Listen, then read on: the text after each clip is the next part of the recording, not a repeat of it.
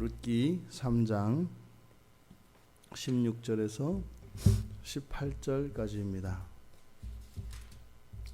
룻기 3장 16절에서 18절까지 우리 같이 한 목소리로 봉독하겠습니다.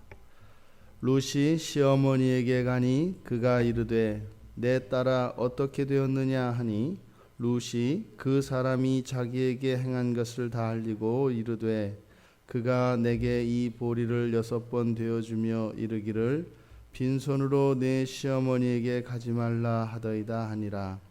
이에 시어머니가 이르되 내 딸아 이 사건이 어떻게 될지 알기까지 앉아 있으라. 그 사람이 오늘 이 일을 성취하기 전에는 쉬지 아니하리라 하니라. 아멘. 룻과 나오미의 대화를 통해서 또다시 온전한 그 믿음의 신앙과 그렇지 않은 부족한 믿음, 부족한 신앙, 잘못된 신앙의 모습을 또다시 3장에서도 대조를 시킴으로써 이 룻기를 읽고 있는 독자들이 어떠한 길로 우리가 신앙이 어떠한 길이 바른 신앙의 길인가 하는 것을 또한 가르쳐주고 있습니다. 또 이 내용을 보면 진리는 항상 동일하다는 것을 알 수 있습니다. 지금 18절에 나와 있는 시어머니 나오미의 말, 내 딸아 이 사건이 어떻게 될지 알기까지 앉아 있으라 라고 하는 명령, 그리고 그 사람이 오늘 이 일을 성취하기 전에는 쉬지 아니하리라. 무슨 뜻이에요? 반드시 이룰 것이다 라는 겁니다. 그래서 앉아 있어라. 그가 이 일을 반드시 이룰 것이다. 보아스가 11절과 13절에서 했던 이야기와 동일하게 이야기합니다. 11절에서 그리고 이제 내 딸아 두려워하지 말라. 그리고 13절에서 누워 있으라. 내가 반드시 행하겠다. 그러니까 서로 다른 사람이 서로 다른 정황에서 동일한 얘기를 합니다. 똑같은 이야기를 해요. 그러니까 이것은 성경 안에서도 우리가 많이 발견하는 두려워하지 말라라고 하는, 그러니까 두려워하지 말라가 성경에는 365번 쓰여서 1년 365일인데 하나님께서 매일매일 두려워하지 말라고 하는 말씀을 주셨다라고 하는 그 잘못된 그 설교를 들으신 어떤 분이 이야기를 하시더라고요. 그래서 저도 되게 은혜로웠습니다. 놀랍다. 어떻게 두려워하지 말라는 말이 어떻게 1년 365일에서 365번이 성경에서 쓰였을까? 기가 막히잖아요. 그걸 확인을 해봤는데 그 사실이 아닙니다. 그 이야기의 출처가 우리나라의 아주 유명한 신학자의 입에서 나왔었기 때문에 그분에게서 배웠던 분들이 그렇게 이제 설교를 쭉 하셨었더라고요. 근데 이제 옛날에는 이게 성경을 연구할 수 있는 도구들이 그렇게 발전해 있지 않았기 때문에 지금은 성경에 있는 단어 검색하는 그 도구가 이 컴퓨터를 통해서 굉장히 유용한 도구들이 많습니다. 그래서 그거는 아니고, 근데 많이 사용된 것은 틀림없어요. 그래서 원어로는 그러니까 히브리어하고 헬라어에서 그러니까 주로 두려워하지 말라라고 하는 말은 구약에서 많이 쓰입니다. 구약에서 구약은 이제 야레라고 하는 말이잖아요. 근데 305번이 쓰여요. 야레라고 하는 단어가. 그러니까 여호와를 경외하라라고 하는 하라의 명령이 있고, 여호와가 아닌 다른 것들, 적들을, 세상을 두려워하지 말라라고 하는 두 가지, 하라 명령과 하지 말라라고 하는 명령에 이 단어가 쓰이는데, 구약에서는 305번, 신약에서는 91회가 사용됩니다. 그러니까 어마어마하게 차이가 나요.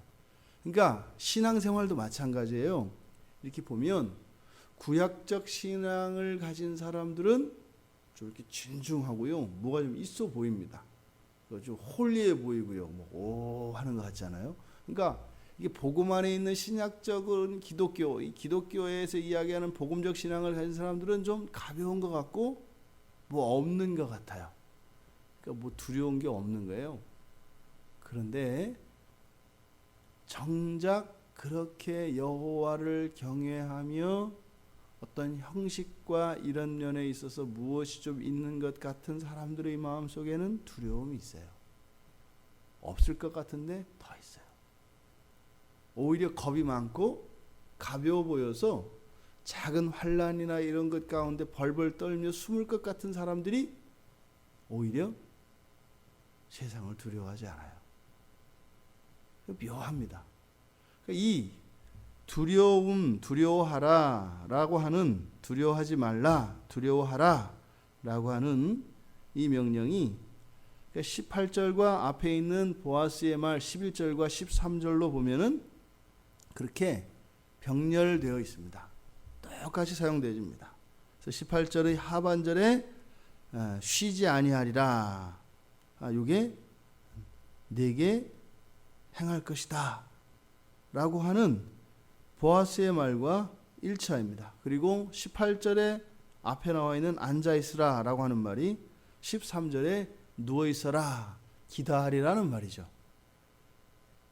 기다리라, 여호와께서 너를 위하여 그 일을 행하실 것이다 라고 하는 이 진리가 나오미와 보아스에게 전해지는데, 지금 이 자명한 진리, 불변의 이 동일한 진리에 대해서 어떻게 나오미와 룻이 반응하는가 이 성경 안에서 나타나고 있습니다. 룻은 지금 어떻게 해요? 철저하게 순종함으로 세상을 그리고 미래를 두려워하지 않는 모습을 보입니다.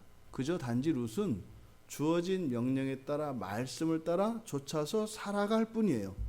그런데요, 계속 형통하게 되는 일들이 일어납니다. 하나님의 언약이 그대로 성취되어지는 것을 보게 됩니다.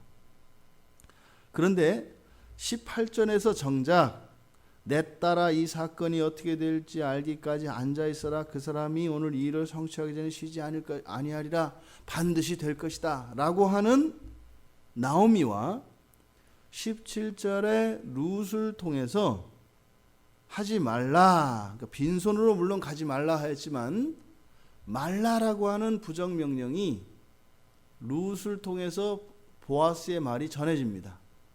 그래서 그러지 말라라고 하는 부정명령과 또 나오미의 입을 통해서는 오히려 편안하라 하지만 거기에서는 사실은 세상을 두려워하는 나오미의 마음이 나타난다 이 말입니다. 그러니까 정작 여호와를 두려워하고 세상을 두려워하지 말라라고 하는 이 하나님의 말씀, 이 자명한 진리가 세상을 두려워하는 나오미, 두려워하지 않는 룻으로 대조되고 있다 이 말이에요.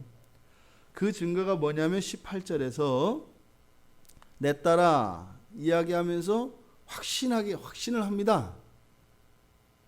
보아스가 그 일을 반드시 이룰 것이다. 기억나시죠? 이 나오미는 앞에서 이 모압에서 돌아올 때보다 그 사건이 있을 때 늘 여호와의 이름을 거론합니다. 또 돌아와서도 나오미가 룻에게 계속 안심을 시켜주는 말은 여호와입니다.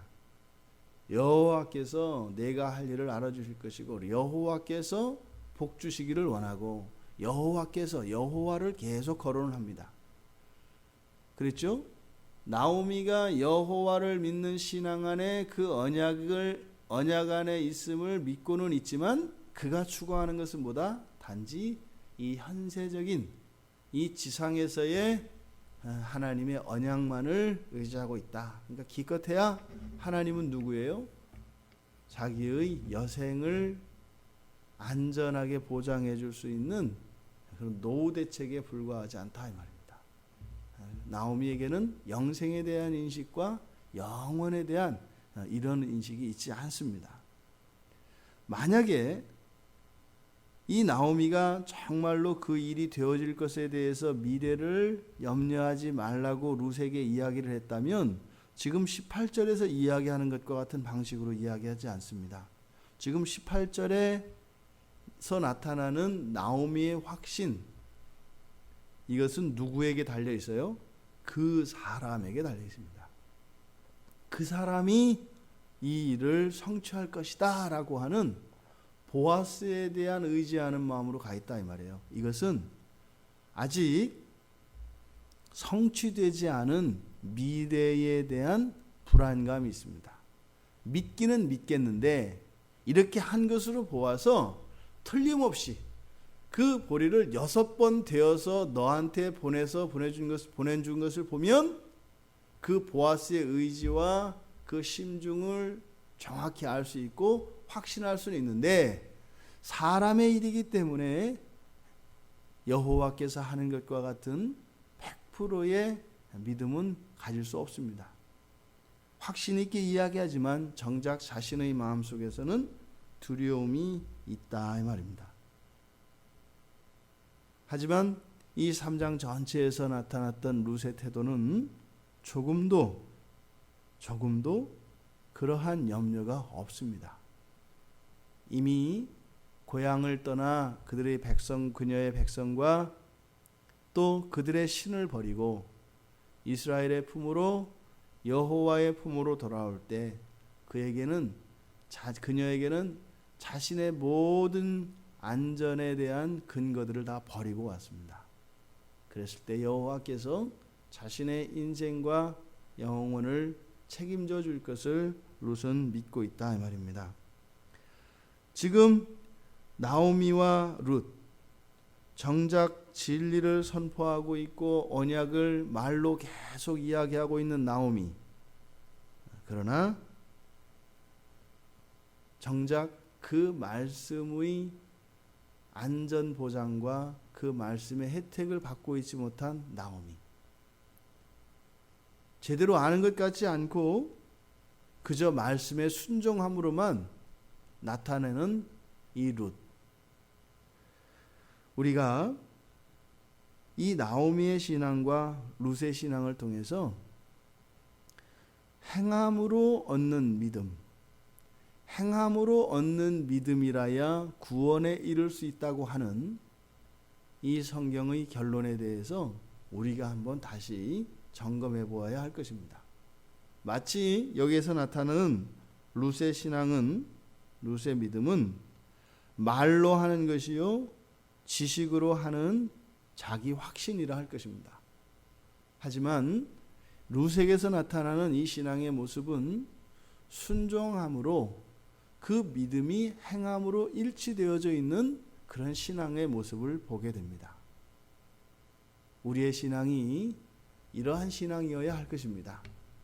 우리에게 또 믿음으로, 온전한 믿음으로 받아들여진 신앙은 반드시 우리의 삶 속에 행위와 실천으로 나타나는 것을 기억해야 합니다. 그러니까 거기에다 이런 얘기를 하면 그렇게 하지 않으면, 행동하지 않으면 구원받지 못한다는 겁니까? 자기가 말하는 거죠. 행위로 구원을 받는 것은 아닙니다만 그게 안 나올 수가 없다 이 말입니다. 그것을 다른 사람으로 하여금 그렇지 않다라고 하는 위로의 말을 듣고 싶은데, 사람에게 그 말을 듣는 것이 중요한 게 아니라 훗날 주님 앞에 가서 내가 너를 모른다라고 하는 부인하시는 소리를 들어서는 안 되겠죠. 우리가 정말 이 복음의 은혜를 아는 자라면, 그 복음으로 인하여 생명이 빚진 자가 되었다는 것을 안다면 그 은혜에 반응하는, 부응하는 삶의 모습이 안 나타날 수가 없습니다.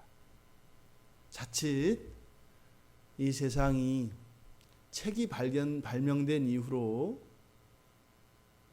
우리들에게 큰 유익을 주고 있는 것은 틀림없습니다만, 책으로 말미암아서 우리가 믿음 없이, 우리 주님에 대한 인격적인 체험 없이 그저 우리의 이성으로 알고 있는 그것과 전인격적으로 믿고 있는 믿음 사이에서 우리 스스로가 많이 혼돈을 하게 되는 그런 오류 속에 빠지게 되었습니다. 그래서 이 책이라는 것이 한편으로는 우리에게 큰 유익이 됩니다만 한편으로는 매우 우리에게 부정적인 영향을 끼칠 수도 있는 겁니다.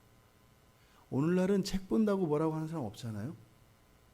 처음에 책이 발명됐을 때요, 책을 부모들이 자식들에게 못 보게 했었습니다. 책이 맨 처음에 나왔을 때. 책도 문화의 도구 중에 하나예요. 왜 우리가 지금은 가려서 보게 하잖아요. 나쁜 것은 못 보게 하지 않습니까?